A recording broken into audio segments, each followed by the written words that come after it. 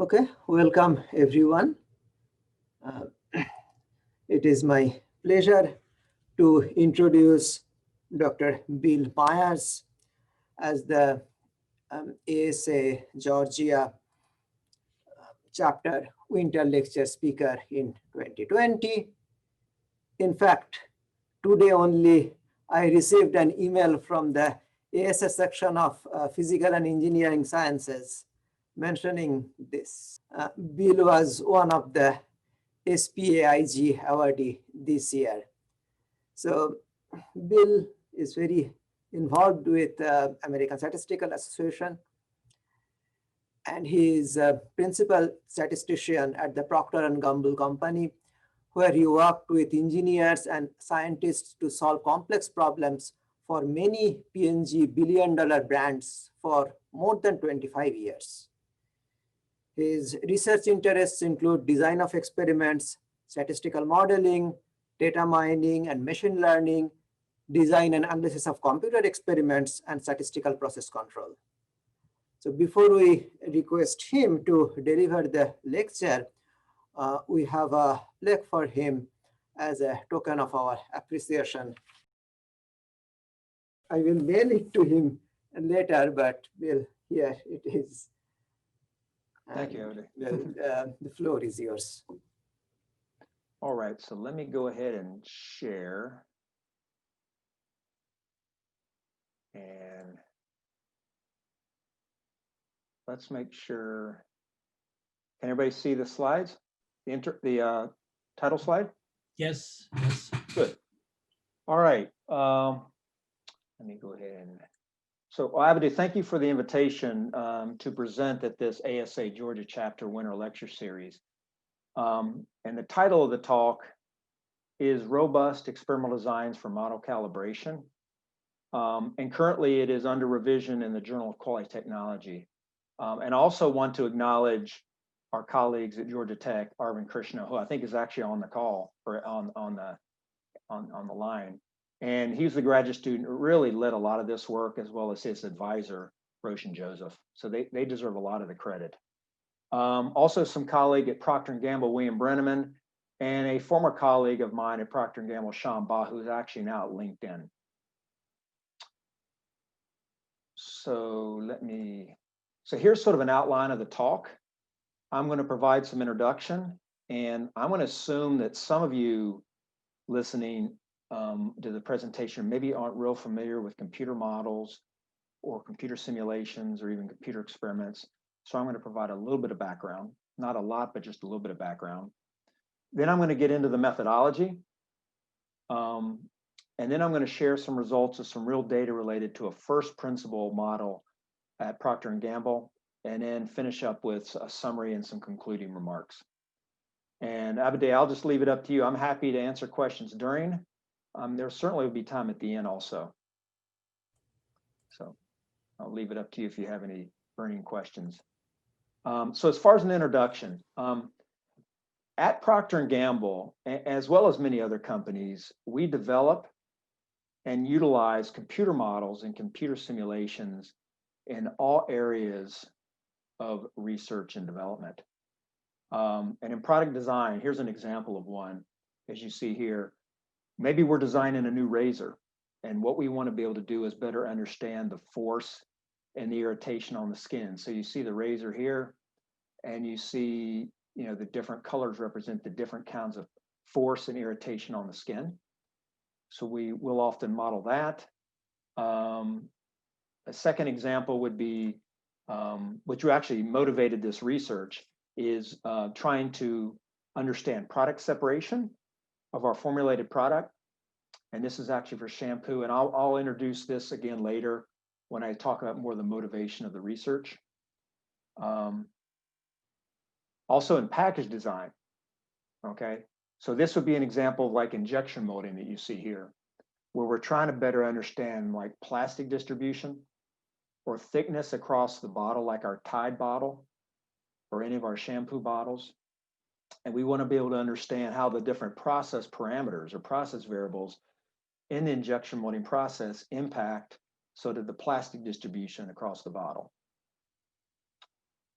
Here's another example within our package design. This is actually simulating what's called a drop test that we often do.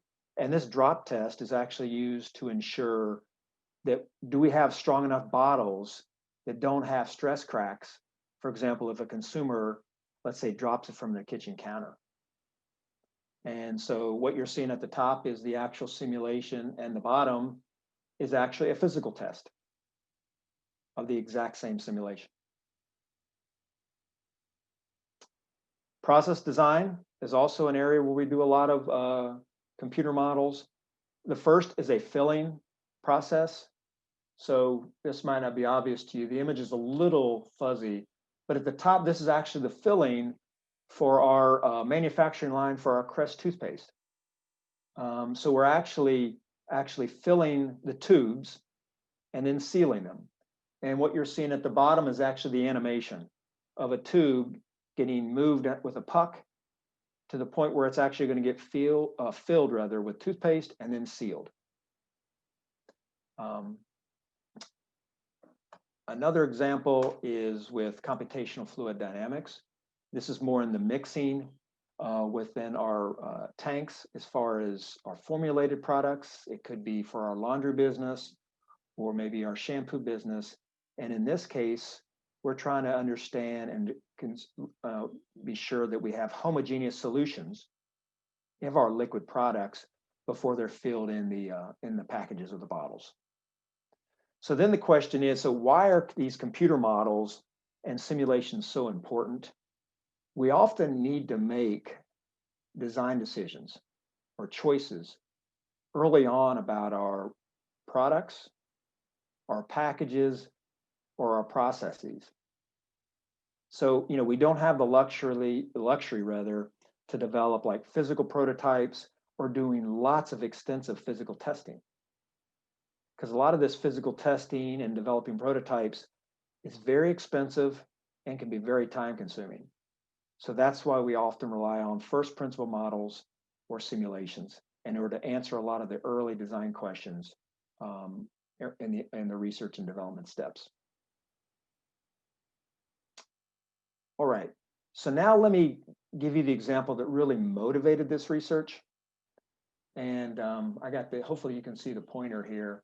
The images you see are samples of shampoo over time. Now the top pictures represent the ideal product. And what you're seeing is an image at the initial at time 0, 120 days, and then 240 days. Now what is the bottom what was actually happening. That was what we were actually seeing. And I don't know if it's obvious to you, but this is actually called separation at 120 days and 240 days. Now this separation has a huge negative impact on product performance. So what we wanted to do is we want to be able to model this separation rate. Okay. So they formulated a physics-based model to be able to estimate this separation rate. And this took months and months for our modelers to develop this physics-based model. Then we had no historical data. So we needed to get data to calibrate and validate this physics model. Thus, what we did is we used what I'll call an ad hoc physical experimental design approach. Now that may be not obvious now why I call it ad hoc, but hopefully when I get into the methodology of our approach, it'll become clear why we called it an ad hoc. It was actually more of sort of just a response service design. So this really led to the current research. We didn't want to actually just use an ad hoc physical design in order to calibrate our first principle model. So now I don't plan to go into all the technical details of this first principle model. It's called a separation model or a separation mechanism. However, I just wanted to show you that after a lot of work, months and months, the modelers did come up with a first principle model to be able to evaluate the separation mechanism. Also want to point out here is that there were a set of input variables you see here, and there was also an unknown calibration parameter. And for those who maybe aren't familiar with this, in simple terms, you can think of the input variables can be measured and adjusted in the physical experiment, while the calibration parameters are often unknown and we want to be able to estimate them. And they're often of interest to understand what these true calibration parameters are, because they're actually often important to the modeler. Okay, so that's the first principal model for this shampoo separation. Now, a little bit more background for maybe those who aren't familiar with model calibration, just to give you an idea of the sort of the flow chart. So I'll go through these steps rather quickly. The first one is developing a computer experiment. Let's assume, unlike that shampoo example I just showed you, let's just assume that there is no simple written down form analytical model.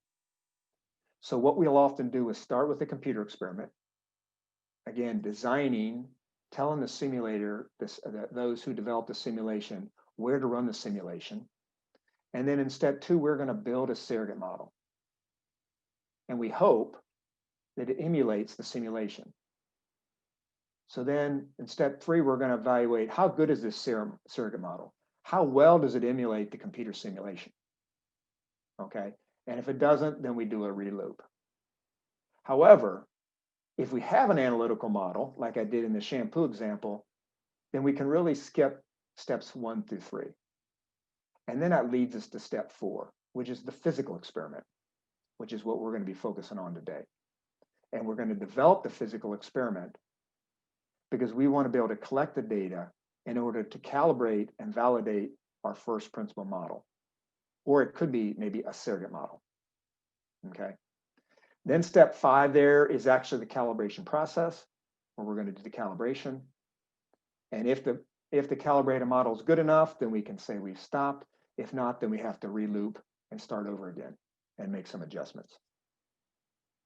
So that's really just a quick review of sort of the model calibration process. Even though it may be not totally relevant to the discussion today, I wanted to point out that often, if you have to create a computer experiment for your simulation, and you got physical data to do the calibration, often these two are chosen totally independently of each other. It's just a point I wanted to make out. Okay, so again, a handful of slides just to give you a little background. So hopefully that's clear. And again, if there's any questions, feel free to just chime in. I have plenty of time. So now it's not uncommon for some of the physics to be excluded from the computer model or the simulation. And I've seen this many times. No matter how confident these modelers feel that they've included all the physics, they often, whether it's try to simplify things or just inadvertently miss of the physics, they often will not include everything that's necessary in order to emulate the physical system that we're trying to model. So currently, the information in the computer model is not used to design the physical experiment, and let's say the validation or the calibration process. And that's the word when I said it was in that simulate or in the shampoo separation model. That's when I used the word ad hoc. It was ad hoc because we didn't use the information from the computer model. And so what we're trying to do is propose a method in which we are going to use the computer model to optimally design the physical experiment.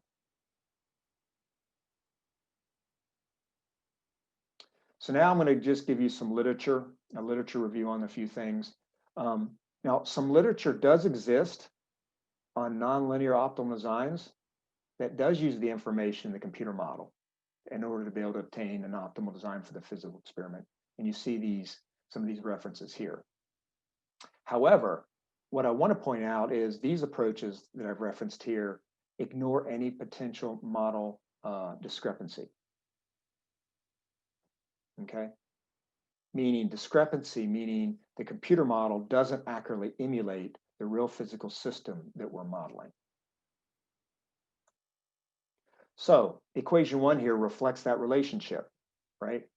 We have the response of the physical experiment or the physical data, and we have f of x eta,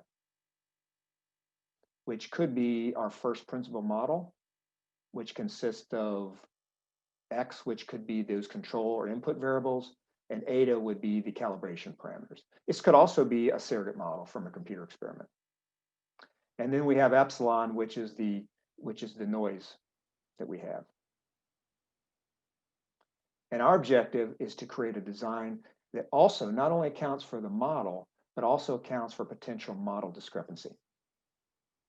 So that's what I mean when I said the ad hoc approach we talked in that shampoo separation, we don't want ours to be ad hoc. Okay.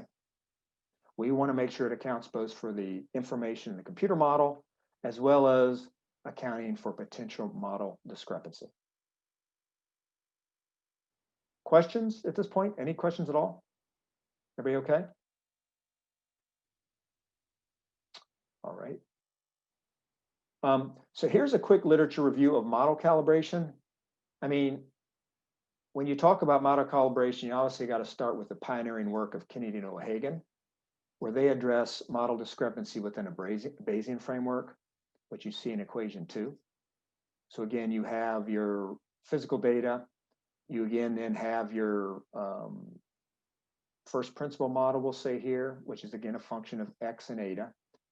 Now you have plus delta x, which again incorporates the model discrepancy. And there has been some follow-up research on modeling of the physical experiment output with model discrepancy. And you see these represented here, whether it's Higdon, Berry, and Joseph, or among many others. This is just a very short list, but we just provided some of the ones we thought were the most relevant. One more set of papers here. Now there's been much more limited research on the experimental design part. Here are a few references. And again, I'm not going to go into the details, but some of these have some limitations as it relates to things like identifiability issues, or even some of these are very computationally intensive. Okay, so that is a very quick introduction to what's been done currently. And now what I'd like to do is sort of introduce the methodology that we've proposed. And there will be cases, obviously, given time limitations, where I'm probably not going to go into all the technical details, but certainly try to give you an idea of what we're trying to propose here. So let's start very simple. We're going to start with a very simple toy example. Let's assume we have a computer model here, which is given by a simple linear model. We have two control variables. We're calling x1 and x2, and we're going to have 4 calibration parameters: eta naught, eta 1, eta 2, and eta 3. And let's suppose our objective is to develop or generate a 13-run physical experimental design to calibrate this computer model. Okay. So a little bit of information. A d-optimal design, which some of you may be familiar with, focuses on the inference of the parameters. And in our case, these are the calibration parameters. All right. And so a d-optimal design maximizes the determinant of j prime j. And the j prime j, or j naught here, is a sensitivity matrix. It's evaluated where eta equals eta naught. Okay. And for those who are familiar with optimal designs, this is probably pretty familiar to you. So again, it's a linear model. And if you're familiar with our d-optimal design for linear model, it may not surprise you that the design points are placed at the extreme corners of the X design space, right?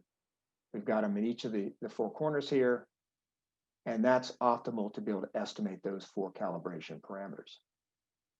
And what we also considered is that we're going to replicate each of those 4 runs.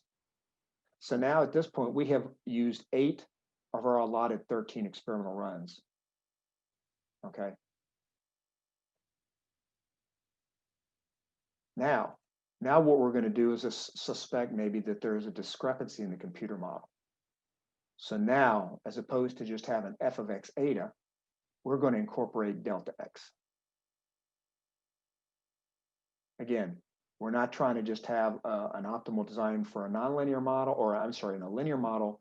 We might feel that there's maybe some model form uncertainty, and we want to account for that. So we want to select the remaining design points that will be optimal for estimating the discrepancy. And often the discrepancy is typically estimated using like a Gaussian process model. like in the Kennedy-O'Hagan framework. However, the key point I want to, whoops, let me go back. However, the key point I want to mention here is that a space filling design, like a maxi-min or even a max pro, is actually asymptotically de-optimal for Gaussian process model. So said in different words, these space filling designs will do a good job of estimating this potential discrepancy.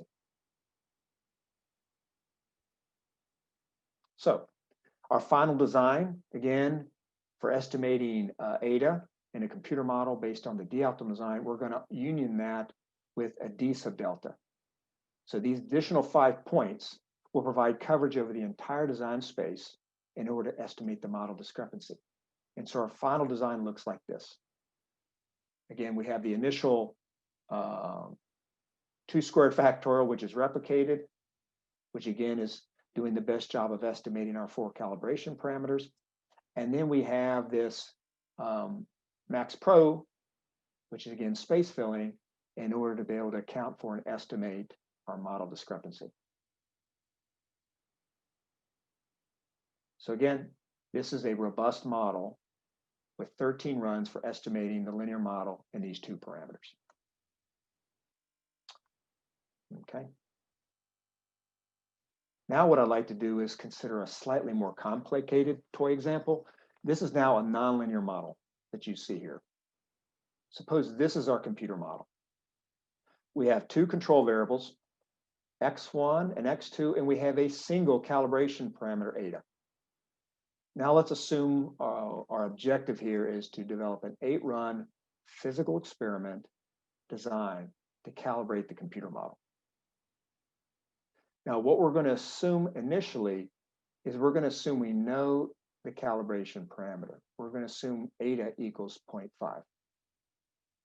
However, of course, in practice, that is not going to be the case. We're not going to know the calibration parameter because part of the objective is to estimate the calibration parameter during the calibration process. So we're just starting simple. We're going to assume we know it. Now, the 1-point de-optimal design for estimating eta can really be obtained by taking the maximum over the model gradient contour that you see here. So this is the gradient contour in x1 space and x2 space, and it's represented here, which is at x1 equals 0.5 and x2 equals 1. And we've taken replicates in order to improve the estimation of the calibration parameter eta.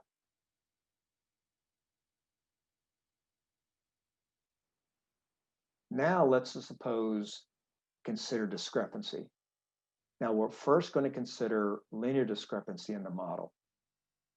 And often this location scale correction of the computer model actually can capture most, if not all, the discrepancy observed in the computer model. And if you want to read more about this, Joseph Roshan and a colleague discussed this in a 2009 paper where they were focusing on more of the sequential model building strategy, but it still talks about sort of this location scale correction for the computer model.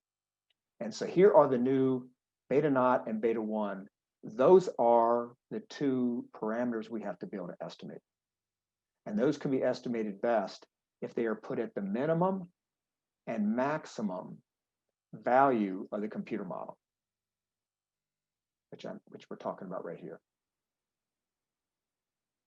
These 2 arguments.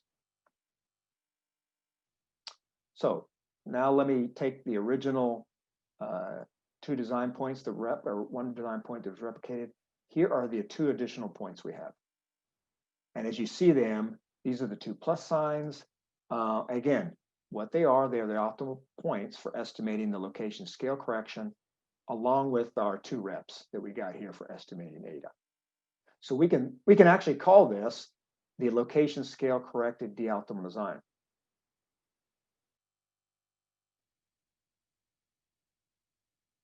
Now, then the third and final component is to add the remaining 4 points for estimating a more complicated, say, a nonlinear discrepancy in the computer model.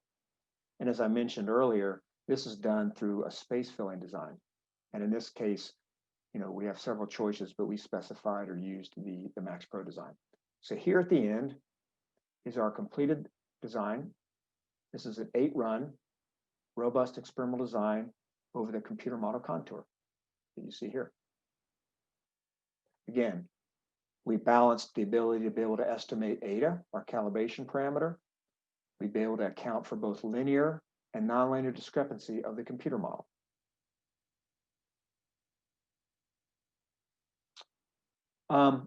Now, here's a comparison of our proposed design, which is on the left, which I just showed you on the previous slide, with 2 other models, or 2 other designs, I should say. The one in the middle here is the pure computer model. Again, this assumes no discrepancy in the computer model. The one on the right is a full factorial design, which might be a good option if you don't have a computer model. So if there's no model discrepancy, then this computer model here is likely to provide the most accurate estimate of eta. However, as you can imagine, the problem with this is that it's not going to be very good if in the presence of model discrepancy. It's actually likely to perform very poor, obviously, right? Because it doesn't contain any kind of space-filling designs to be able to estimate model discrepancy. And on the other hand, the full factorial design over here obviously would be the least accurate to be able to estimate eta because it doesn't account for the computer model at all. Questions or comments? Okay, everybody okay? Now, what I'd like to do is, in this toy example I shared, we assume we knew the value of the calibration parameter, but in practice, as I mentioned, the calibration parameters are usually unknown, and the estimating of these calibration parameters is part of the calibration problem, right? So really a weakness of these locally optimal designs is that the solution, like in that previous example I showed you, depends on the guessed value of eta. So if eta is truly not equal to 0.5, then my design is truly suboptimal. And the results may not be good, especially if the model is highly nonlinear. So now what we're going to do is we're going to take into account the parameter uncertainty. Everything we've done up to this point was really the model form uncertainty. Now we're also going to take into account the parameter uncertainty. So what we're going to do is we're going to generate multiple values for eta. We're going to assume the calibration parameter has a prior distribution, which you can see is represented here. And then what we're going to do is we are actually going to generate multiple realizations of eta, M of them. And then what we're going to do is we're going to follow the Dror-Steinberg approach, where we're going to find local de-optimal designs for each of the eta values. You can think of it, I like to use the word, we're sort of going to create a candidate set of design points. So what I'm showing you here is the plot on the left. You see over here, this again is the gradient. This is the gradient contour in X1, X2 space. And what I've shown you here on the left are 20 local de-optimal designs over the gradient contour of the computer model for estimating the calibration parameter eta.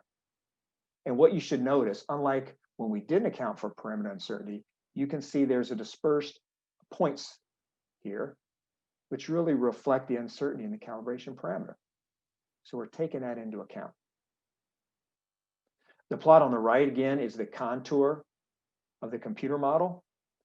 And again, if you remember before, we're trying to get points that are at the max and the min of the computer model contour. So again, you can see we have more dispersion of points because of the unknown of the calibration parameter. So now, in total, there's actually 20 points here. Okay, so now we theoretically, or not theoretically, we actually have 60 candidate design points. Part of it addressing the calibration parameter estimation, and part of it estimating the location scale correction.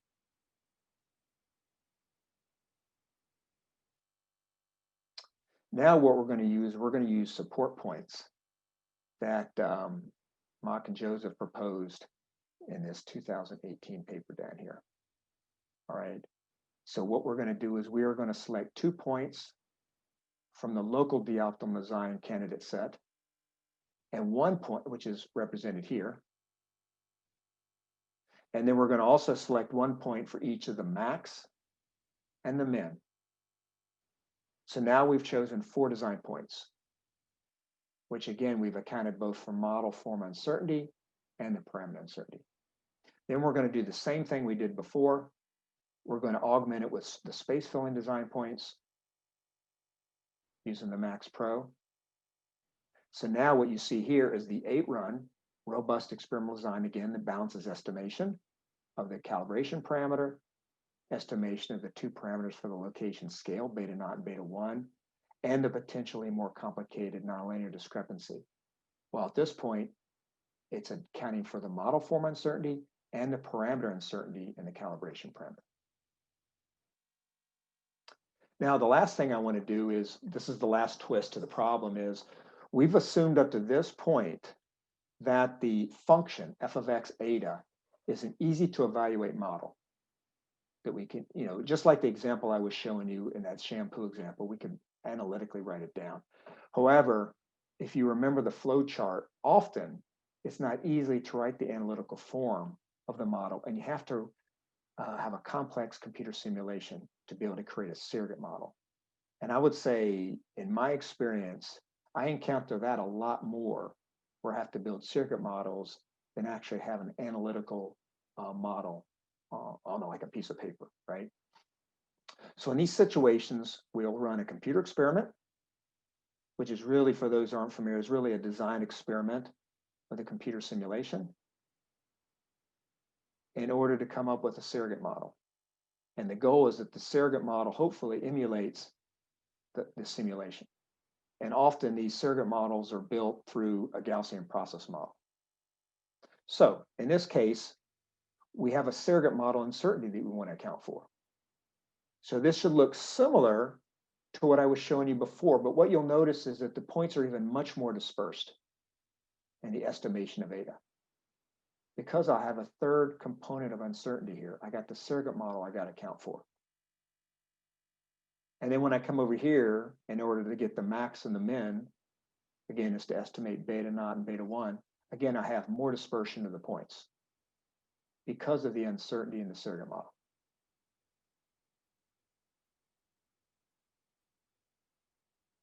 Then I do the same thing with the support points that I did before. And what I got here are, again, the 2 points. They're to estimate eta, the calibration parameter, and the other 2 points that you see here are for the min and the max over the computer model contour. So again, actually looks very similar to the previous example, or I should say the previous, where we didn't have a surrogate model uncertainty. So again, now I got to just add the 4 additional points. So now this again completes sort of the budget of 8 runs. So now we've got the 8 runs that account for, again, estimating the calibration parameter and accounting for model form uncertainty, both the location scale as well as the more nonlinear calibration, discrepancy. We accounted for parameter uncertainty of that calibration parameter and the surrogate model uncertainty. So this would be our final physical experiment in that case. I'll stop there for a minute. Any questions, comments at this point? It's a little different when you're not actually seeing the people in the room, but I just want to give a chance if anybody has a question. Hi, Bill. This is Tom Sandner. Yeah, Tom. Question. The Aaron Leatherman paper that you referred to tried to explicitly state, started with a criterion, namely good prediction, at least in an integrated sense. And do these designs have some sort of optimal predictive property, or sort of how is their performance with respect to, well, if not predictions, anything, good prediction of parameters, or how do they work sort of on practical endpoints? Yeah, actually, Tom, I think hopefully I'll address that in this next example, which is actually the Proctor and Gamble, where I'm going to talk about actually, we're going to use a criterion looking at the absolute prediction error. Okay. Maybe that's what you're talking about, where we're going to be able to compare 3 different design approaches. One is our approach. One is when you assume, we'll call it the pure computer model, and then more of a traditional physical experimental design. And we're going to compare those with respect to sort of the absolute prediction error. Yeah. Okay. That'd be great. Yeah. Sure. I mean, Aaron's stuff has as you mentioned, has the difficulty that it's computationally intensive, but she does have a catalog of designs for different numbers of runs and different numbers of inputs. And it may be that the 2 input 8 run example, there is a design for it. So it'd be interesting to look at the 2 designs head to head here. That's a good point. Yeah. I guess if you start getting at higher numbers, then it becomes more of a challenge, right? It certainly does. Yeah. Absolutely. Absolutely. Okay. Thank you. Sure. Anybody else before I get into some more of the Proctor and Gamble for the model? Okay. So now what I'd like to do is just show you how this was applied in a real example. This was a computer model from Proctor and Gamble. And I'm not going to go into all the details, but I've got this drawing here that provides, I guess I could call it a simple representation of part of the manufacturing line of making a disposable diaper. All right, so it might not be obvious to you, but the substrate is going to come up here. And then at some point, what's going to happen during this transformation or unit operation is we will be placing absorbent gel material, or AGM. And the AGM is actually what absorbs the baby's urine, which is obviously very, very important, not just to the baby, but also to the parents, right? So what we need to ensure is that we're getting good coverage of this gel material over the substrate. That is what we're actually modeling here. So just to give you some context of what of the model and sort of the application. So here's the computer model. And again, the purpose of showing you this is not to go into the gory details of this, but the main thing I wanted to show you was that, yeah, there was a computer model, first principle model, and that we had control design variables, X1 through X5, and then we have 3 calibration parameters, A-1, A-2, and A-3. Okay. A little bit more, let's say we have a budget. This data that I'm going to show you that we have physical data on was collected well before we did this work. But let's assume right now that we have a budget to run 16 points to calibrate this physics-based model. And we actually have, there was data that was collected, over 600 physical experimental data points were collected. And the data was collected in a sense to be able to sort of calibrate this physics-based model. But it was not a designed experiment. But we are going to use this data to help sort of motivate and be able to demonstrate how the design approach that we proposed does a pretty good job. So I'm going to show you 2 scenarios. The first one is we're going to assume there's really no discrepancy in the model. So what we did is we used the physical data that was available to estimate these calibration parameters. And this results in a calibrated model, and that is unbiased to the physical data that you see in this plot. So what we did is we assumed the estimated calibration parameters are the true calibration parameters, and that we have a calibrated model and there's no discrepancy. And as you see the plot here on the left, well, the only plot here, you can see that there's relatively no discrepancy and no bias. The computer model results are on the x-axis and the physical experimental data is on the y-axis. So now what I want to do is, I probably should have hid the graph first, but we're going to compare 3 designs. We're going to compare our proposed design. We're going to compare the pure computer model design, and we're going to compare fractional factorial design, which is more of a traditional design you might use in a physical experiment. Okay. Now, what we're going to do is we're actually going to show you these absolute prediction errors. And the absolute prediction error is really the difference between the actual physical experimental data and the predicted result using a calibrated model for each of these three designs. So Tom, I don't know if this is maybe getting to what you were asking about, hopefully. Yes. Could you clarify what again is the output here, the response? This is the absolute difference or prediction error. So this would be if we go off and we created a calibrated calibrated model based off each of these three designs, and then it's going to be just the delta of the prediction at each of the physical design point, or each of these physical points minus what we actually observed in the physical data. The response though is some measure of uniformity of the material that's applied, this gel material. Or oh, you mean the actual response in the output? Yeah, exactly. Oh, yes, correct. Yes, it is a form of uniformity over the substrate. Correct. Sorry about that. I thought you were talking about this plot. Yeah. No. Sorry, I was lost before that. Yes. So the idea is, let me go back. Let me go back a little bit. Yeah.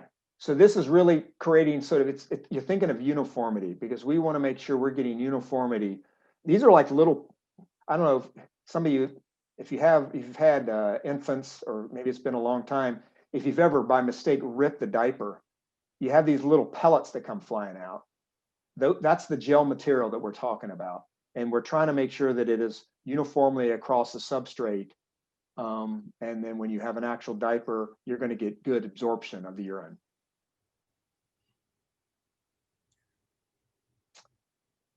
All right, so again, in this output here on the y-axis, these are the absolute difference of the actual physical experimental result.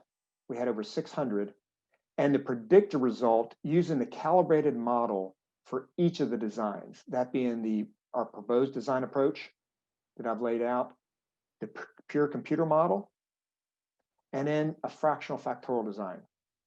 Now, if you remember this first scenario, we're assuming that the model was calibrated and there's no discrepancy. So as expected, when you look here, you can see the computer model obviously does very well, right? All the runs of this pure computer model design are based on being able to efficiently estimate that calibration parameter. It doesn't care about any model discrepancy. So it's not surprising here. However, the point to be made here is that we felt even when you do not have any model discrepancy or model bias, we feel that our design, which is the one on the left, actually does pretty darn well even when we do not have any discrepancy, because it still is trying to estimate discrepancy. Again, that's not all it's doing. It's taking into account also, I'm sorry, I meant calibration parameter, but it's also accounting for part of its points to deal with discrepancy. So that's why it's not quite as good as the pure computer model. Now, some of you may be asking, what about this fractional factorial design? Well, it seems to be doing pretty good. I will say that this is a result of this particular situation. This is not going to be uniformly what's going to happen with the fractional factorial design. But in this particular case, the fractional factorial design happened to be close to the de-optimal design for the physics-based model. It just happened to be the way it worked in this particular example. So don't assume that this fractional factorial design is going to always do and compete well with our proposed design in all cases. So now the second scenario, right? The same model. Question before that. Yeah. If you don't mind. So in the previous picture, you said the fractional factorial, if they had taken some other fraction, would the results be different? Arvind, I don't know if you have any thoughts on that. Yeah, actually, in this case, it's the full factorial design because we had a budget of 8 points. So these are all the 8 points are correspond to the full factorial design. Oh, I'm sorry. Yes, I'm sorry. I misspoke. You're right about that. I'm sorry, Abide. I thought yeah, this was not a fractional factorial. This was a full factorial. Sorry about that. Yes. Does that answer your question, Abide? Yes, thank you. Yeah, sorry about that. Yeah, I misspoke totally. This was a full factorial design.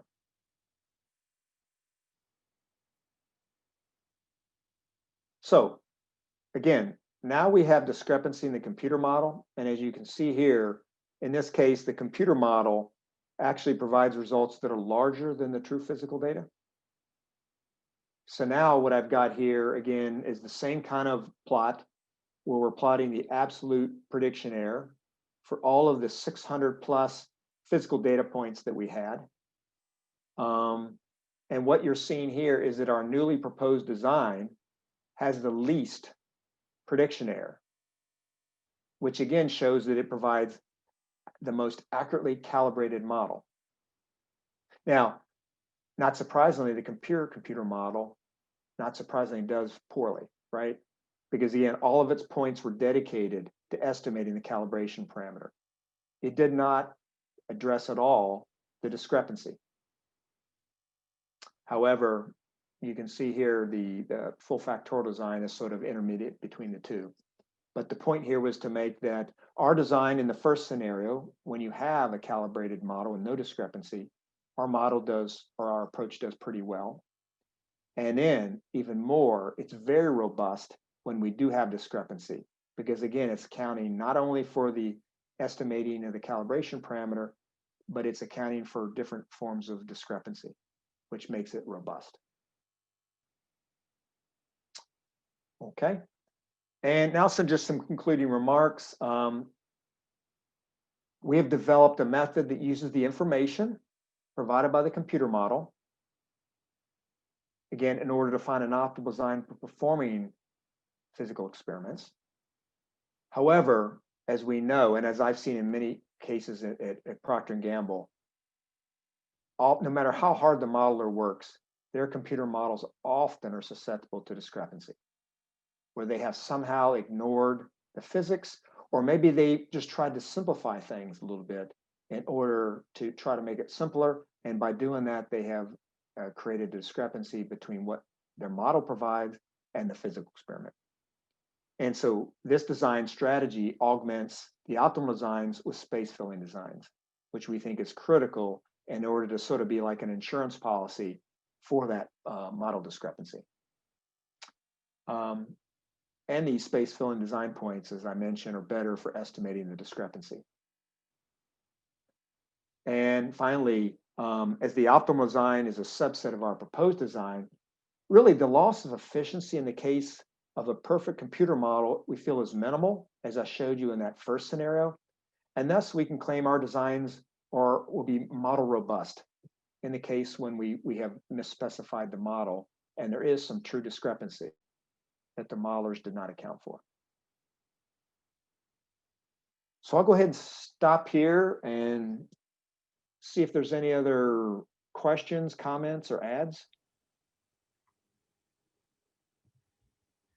Anything Bill? that wasn't clear? Yeah, it was very nice talk, Bill. Thank you. Let me ask a question about allocation of resources. A certain fraction of the points are used in this last step to implement a Max Pro design, and the rest of them in the first step. Any thoughts about how the allocation of those points should be done? Yeah, that's a great question, Tom. And actually, I can't tell you how many times Arvin and I have had this conversation. And I know we've talked about things in terms of if the modeler or whoever's involved feels very, very confident or has some sense of confidence about the computer model, then maybe we would allocate more of the sort of our resources, our experimental resources, to that first step of estimating the ADA. Right. And maybe less to sort of dealing with the discrepancy. And on the flip side, if they say, you know what, I'm not feeling real confident about this model, then we want to maybe heavy load a large percentage of our design resources on the steps 2 and steps 3. But we never, and I don't know, Arvin, if you thought about it anymore, but I don't think we've ever articulated in so many words how we might set that up. But I think we even mentioned it in a couple sentences in the paper about that those are things that should be evaluated in terms of how confident the modeler feels in terms of how he's been able to model the physical system that he's looking at. Right. So yeah. So if the experimenter is not sure at all about the computer model, so we have a general suggestion in our paper that if you need to estimate, say, Q calibration parameters, so you need to have at least 2 Q points to in the first step where you are selecting the local d-optimal design points, because you need Q points to estimate Q calibration parameters. And then we also want to take replicates to estimate the variance of the error. So we recommend using 2 Q points in the first step where you are trying to estimate the calibration parameter, and the remaining points as the space filling design points for estimating the potential model discrepancy. So this is a recommendation when the engineer doesn't have any idea about the potential model discrepancy in the computer model. Yeah. And if they know something about the discrepancy, such as there may be a linear discrepancy, then those kinds of discrepancies may be incorporated in our methodology, as Bill showed with the example that if we suspect a linear model discrepancy, then he had 2 more points taken from our budget to incorporate that. And if you're modeling the discrepancy by a GP, then what? Yeah, so when we are modeling the discrepancy by a GP, then we are saying that a space filling design will be asymptotically d-optimal for estimating the GP. So that is why we are augmenting the optimal design in step 1 with space filling design points. So we are sequentially adding points that fill the rest of the space using a space filling criteria, which in this paper we are using the MaxPro criterion. So yeah, so we are using that property that the space filling design will be asymptotically d-optimal for estimating a GP. So that's why we are using that design in the second step. Okay. Okay, thank you. Any other questions, anyone? Comments?